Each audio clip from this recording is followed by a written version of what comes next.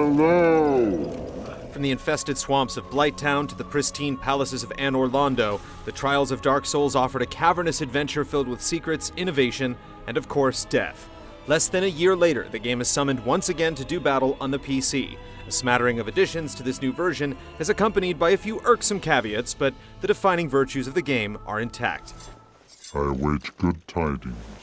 These virtues include a prodigious combat system where a weapon's weight and striking style are on equal footing with its stats. An open world gives a tremendous sense of space and exploration as the land of Lordran delivers a variety of vistas and dungeons, divined from a generous hunk of brilliantly interconnected land that shines. Traps will confound, magic will dazzle, and bosses will inspire near despair as unique online systems and a captivating Wisp-like story slowly reveal themselves. From what faraway age hast thou come? Prepare to Die's pilgrimage to the PC has resulted in a few minor issues, though the game is still perfectly playable as long as you have a gamepad.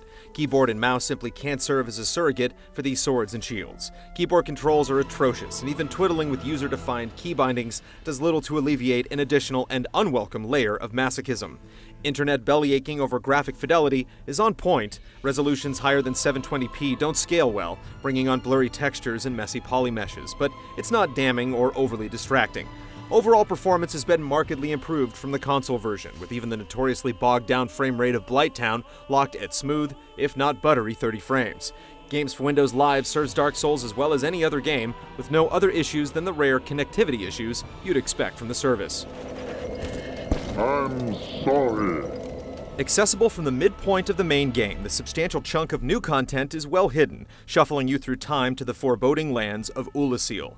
The level of challenge taxed towards crushing, with formidable foes barring progress to new lands, spells, and unexpected oddities. A new matchmaking arena facilitates player versus player combat, complete with leaderboards, offering a way to test your mettle against other human players that's more direct than entering covenants or using special items. In terms of enriching the narrative, the rise and fall of the Ulasilian Empire illuminates and expands on some of the key mysteries of the series, without being too brash with the exposition. For I am one with the sorceries of Urasil. But even if you don't end up seeing every last secret it has to offer, Dark Souls is a unique game well worth experiencing, with deep systems to master and expansive lands to map.